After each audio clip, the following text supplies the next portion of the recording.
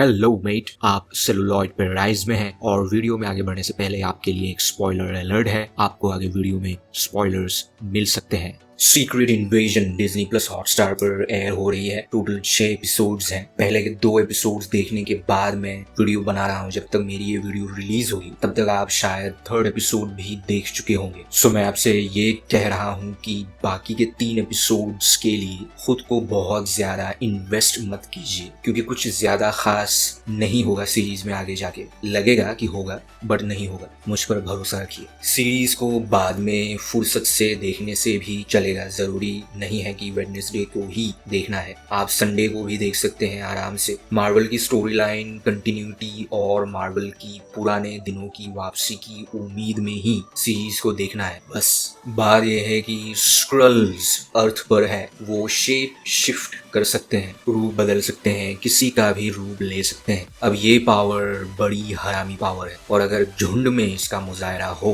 तो ये बोर करने लगती है। सो आगे आपको भी बोरियत फील होने वाली है। कैप्टन मार्वल के इवेंट्स के टाइम पहली बार स्क्रल अर्थ पर आए थे। फिलहाल के लिए तो यही थ्योरी है। टेलोस आया था और उसकी दोस्ती हो गई थी निक फ्यूरी से। टेलोस के साथ चंद लोगों की एक ग्रुप थी। उस ग्रुप में एक बच्चा था ग्राविक, जो अब अर्थ पर स्क्रल्स की हुकूमत चाहता है। क्योंकि फ्यूरी ने उनसे वादा किया था कि स्क्रल्स को एक नया घर, एक नया प्लेनेट दिया जाएगा, जो वादा अब तक पूरा हुआ नहीं है। और फ्यूरी ने ही उन स्क्रल्स को इंसानी रूप लेके रहने के लिए परमिशन दिया था। कुछ को स्पाई भी बनाया था फ्यूरी ने। अब तो स्क्रल्स अलग अलग देश के बड़े बड़े लीडर्स बने बैठे हैं, किसी को इसकी भनक तक नहीं है। नाटो का जनरल सेक्रेटरी और यूके का प्राइम मिनिस्टर भी स्क्रल्स ही है। और अर्थ पर सिर्फ फ्यूरी को पता था कि स्क्रल्स इस दुनिया पर है, इंसानों के बीच में ही। अब शायद कुछ और लोगों को भी पता होगी, लेकिन पहले फ्यूरी को ही पता था। और थैनोस के स्नैप के बाद जब फ्यूरी धूल बन गया था, उस वक्त टेलोस ने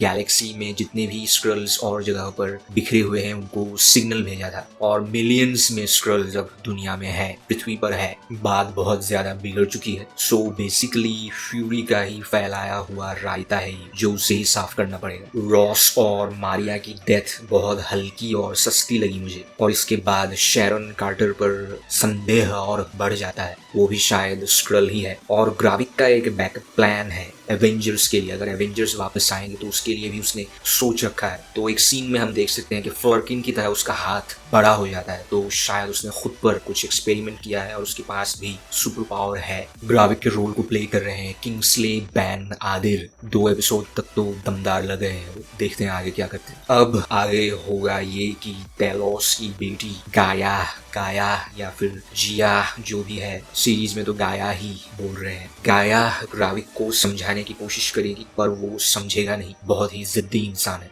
बहुत ही जिद्दी स्क्रल है। टेलोस शायद मर जाएगा और गाया ही ग्राविक को पकड़वाएगी या फिर मार देगी, और इस तरह से एक और फीमेल कैरेक्टर एस्टैब्लिश हो जाएगी मार्वल में। केविन फाइगी के ओवर कॉन्फिडेंस की वजह से मार्वल की पगलैटी बढ़ती जा रही है। मैं फिर से आपको वार्न कर रहा हूँ, बहुत ज्यादा इन्वेस्टेड मत हो जाइएगा। एंडिंग कुछ इस तरह की ही होने वाली है। एक भी प्रोजेक्ट एंड गेम के बाद अच्छे से नहीं बनी है। मार्वल की इन इतने सारे फीमेल सुपर हीरोज के ऊपर एक वेडनेसडे एडम्स ही भारी पड़ गई है, सबके दिलों पे छा गई है। सीजन 2 आ रहा है, मैं बहुत ज्यादा एक्साइटेड हूँ। और मैंने पिछले वीडियो में वेडनेसडे एडम्स के बारे में बात की है, उस वीडियो को आप ऊपर आई बटन में क्लिक करके देख सकते हैं। मैं मिलता हूँ आपसे अगले वीडियो में, तब तक आप अपना बिल्कुल ख्याल रखिए। Have a great time. Thank you so much.